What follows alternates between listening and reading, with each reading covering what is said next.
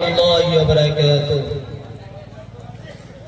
نحمده ونصلي على رسوله الكريم أما بعد فأعوذ بالله من الشيطان الرجيم بسم الله الرحمن الرحيم وقاتلوهم حتى لا تكون فتنة ويكون الدين لله القرآن صدق الله العظيم বন্ধুগণ আজকে আলোচ্য বিষয় হলো ভারত স্বাধীনে ওলামাদের অবদান।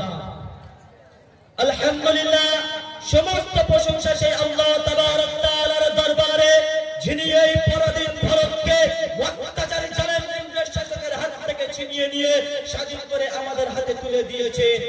অনন্ত লক্ষ কোটি সালাম প্রেরণ করে সেই নবী করিম সাল্লাল্লাহু আলাইহি ওয়াসাল্লামের প্রতি অতঃপর জানাই সমস্ত জাতি ধর্ম বর্ণ নির্বিশেষে আন্তরিক শুভেচ্ছা ও ভালোবাসা অভিনন্দন। বন্ধুগণ, আমরা সকলে জানি আজ থেকে ৭৮ বছর পূর্বে এই ভারতবর্ষ ছিল অত্যাচারী জালেম ইংরেজ শাসনের অধীনে। ইস্ট ইন্ডিয়া কোম্পানিকে ইস্যু করে ব্যবসার অনুমতি নিয়ে এই ভারতবর্ষে এসেছিল, কিন্তু তাদের উদ্দেশ্য ব্যবসা করার ছিল না, তাদের উদ্দেশ্য ছিল এই ভারতবর্ষের ধন দৌলত টাকা পয়সাকে শোষণ করে লুণ্ঠন করে নিজের দেশে নিয়ে যাওয়া। সুতরাং তারা নিজের উদ্দেশ্যের দিকে অগ্রসর হতে লাগলো। বন্ধুগণ, কেমন ভাবে দেখুন, ১৬০০ খ্রিস্টাব্দে ইংরেজ সম্রাট ব্যবসার অনুমতি নিয়ে এই ভারতবর্ষে এসেছিল। সেই সময় ভারতবর্ষের ব্যবসা ছিলেন সম্রাট জাহাঙ্গীর। তিনি তাদের মনোভাবকে না বুঝতে পারে তাদেরকে ব্যবসার অনুমতি দিয়েছিলেন এবং তাদের প্রতি সুধারণা রেখে ৫০০ বর্গমিটার জমি একটি ইংরেজের হুকুমতে নষ্ট করেছিলেন। তারা যে বেঈমান, তারা যে বিশ্বাসঘাতক নামক হারাম ছিল, বাদশা তা জানতেন না। তারা ভারতবর্ষকে আপন অধীনে ভারতবর্ষে ধন দৌলত শোষণ করে লুণ্ঠন করে নিজের দেশে নিয়ে যেতে লাগলো, ভারতবর্ষকে আপন অধীনে করে নিতে লাগলো। ১৭১৭ খ্রিস্টাব্দে মৈসুর নামক জায়গাতে তারা আয়ত্ত করে নিল এবং ১৭৪০ খ্রিস্টাব্দে আর ১৭৫৭ খ্রিস্টাব্দে তারা এই ১৭২৩ জুন পলাশীর যুদ্ধে নবাব সিরাজদৌলাকে পরাজয় করে সাম্রাজ্যবাদী ব্রিটিশ শক্তির অধিকারী হয়। এভাবে তারা ভারতবর্ষে আপন ভারতবর্ষকে আপন অধীনে করে নিতে লাগলো এবং ভারতবর্ষ থেকে ধন দৌলত সম্পদকে লুণ্ঠন করে নিজের দেশে নিয়ে যেতে লাগলো। তাই ১৭৫৭ খ্রিস্টাব্দে ভারতবর্ষের বিখ্যাত বুজুর্গ হাজী জামদাদুল্লাহ বাহাদুর মুফতি রহমাতুল্লাহ আলাইহির নেতৃত্বে হযরত মাওলানা নানুতুবি রহমাতুল্লাহ আলাইহি, হযরত মাওলানা রশিদ আহমদ গঙ্গোই রহমাতুল্লাহ আলাইহি, হাফেজ জাবির রহমাতুল্লাহ আলাইহি প্রমুখ বুজুর্গ সম্মেলনে ময়দানে সাম্রাজ্যবাদী ব্রিটিশের বিরুদ্ধে জিহাদ করে এবং তাদের তোপ কামান অস্ত্র শস্ত্রকে ছিনিয়ে নিয়েছিলেন। তাই ওই সময় ইস্ট ইন্ডিয়া কোম্পানি থেকে ঘোষণা করে যে সমস্ত মুসলমান মাথায় টুপি পরনে লম্বা জামা মুখে দাড়ি তাদেরকে ধরে ফাঁসির দড়িতে ঝুলিয়ে দাও। ওই সময় ব্রিটিশ প্রশাসনের ২ সপ্তাহের মধ্যে ৩ লক্ষ মুসলমান যাদের মাথায় টুপি পরনে লম্বা জামা মুখে দাড়ি তাদেরকে ধরে ফাঁসির দড়িতে ঝুলিয়েছিল। তার মধ্যে প্রায় ৫,০০০ আলেম ওলামা ছিল। ওই সময় দিল্লি শহরের ৫০০ আলেমকে ধরে ফাঁসির দড়িতে ঝোলানো হয়েছিল। ওই সময় দিল্লি শহরের ৫০০ আলেমকে ধরে ফাঁসির দড়িতে ঝোলানো হয়েছিল। অনন্ত দেখা গেল স্বাধীনতার বিপ্লব বেড়েই চলেছে। তাই তারা চিন্তা করল যে আমাদের প্রশাসন আমাদের ক্ষমতা বজায় রাখার জন্য সর্বপ্রথম ভারতবর্ষ থেকে আলেম ওলামার সমাজকে নির্মূল করতে হবে।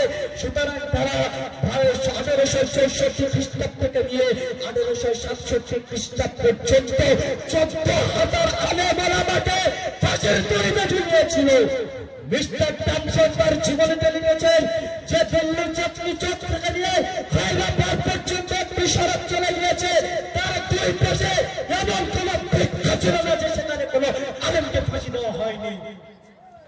তার কয়েক বছর পর অর্থাৎ স্বাধীনতার পূর্বে হুসাইন আহমদ মাদানী রহমাতুল্লাহ আলাইহি সাম্রাজ্যবাদী ব্রিটিশের বিরুদ্ধে ফতোয়া ঘোষণা করেছিল যে সাম্রাজ্যবাদী ব্রিটিশকে সাহায্য করা এবং তার অধীনে চাকরি করা হারাম। তাই ইংরেজরা হুসাইন আহমদ মাদানী রহমাতুল্লাহ আলাইহিকে বিলুহানের ঘোষণা করেছিল। তার কয়েকদিন পর করাচিতে এক প্রকাশ্য সমাবেশ ডাকা হয়েছিল।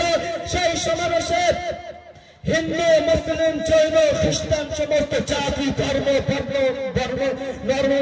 সমস্ত জাতি ধর্ম বর্ণ নর্ম নির্বিশেষে কয়েক লক্ষ জনগণ সমবেত হয়েছিল। প্রত্যেকটি মানুষ জানতেন যে হুসাইন আহমদ মাদানী রাহমাতুল্লাহ আলাইহি এই সমাবেশে উপস্থিত হবেন না, কেননা ইংরেজের তরফ থেকে হুসাইন আহমদ মাদানী রাহমাতুল্লাহ আলাইহিকে গুলির অর্ডার ঘোষণা করা হয়েছে। কিন্তু সমাবেশ শুরু হবার কিছু পূর্বে হুসাইন আহমদ মাদানী রাহমাতুল্লাহ আলাইহি জানার পরোয়া না করে কাফের সঙ্গে নিয়ে কবিতা পড়তে পড়তে স্টেজে উঠে পড়ল। তাই দেখে প্রত্যেকটি মানুষ আশ্চর্য হয়ে গেল। তারপর হুসাইন আহমদ মাদানী রাহমাতুল্লাহ আলাইহি সাম্রাজ্যবাদী ব্রিটিশের বিরুদ্ধে বক্তব্য শুরু করিল। তখন চতুর্দিক থেকে গুলি চালাতে আরম্ভ করে দিল। আল্লাহর কি কারিশমা, একটিও গুলি হুসাইন আহমদ মাদানী রাহমাতুল্লাহ আলাইহিকে স্পর্শ করতে পারল না। এই ঘটনা থেকে ইংরেজরা তিন কর্তব্যবিমূঢ় হয়ে গেল।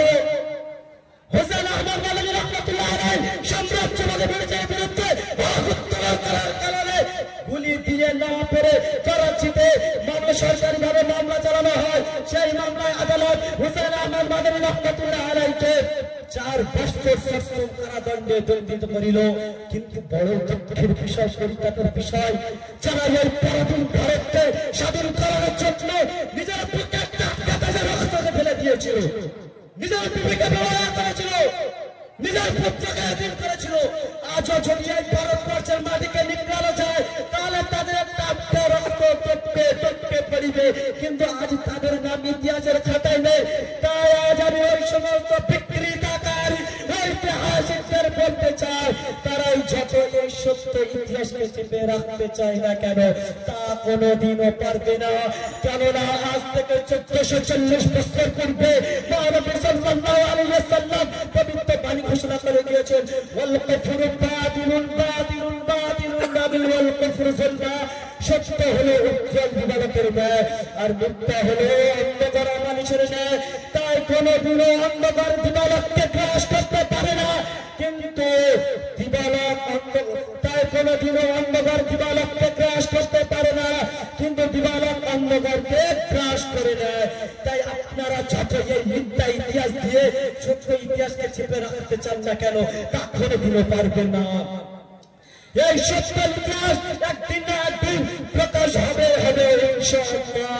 আর আমরা চ্যালেঞ্জ দিয়ে জানিয়ে যাচ্ছি, যেমন ভাবে এই পরাধীন ভারতকে স্বাধীন করার জন্য নিজের টাটকা রক্ত ফেলে দিয়েছিল, তেমনি ভাবে আজও যদি ওই রকমই কোনো ওইরকমই কোনো অত্যাচারী চালের নিম্নের শাসকেরা আছে, তাদেরকে বিতাড়িত করতে আমাদের বুকে টাটকা তাজা রক্তকে ঢেলে দিয়ে অন্যায় এই ভারতকে রক্তে রক্তাক্ত করে দেবে।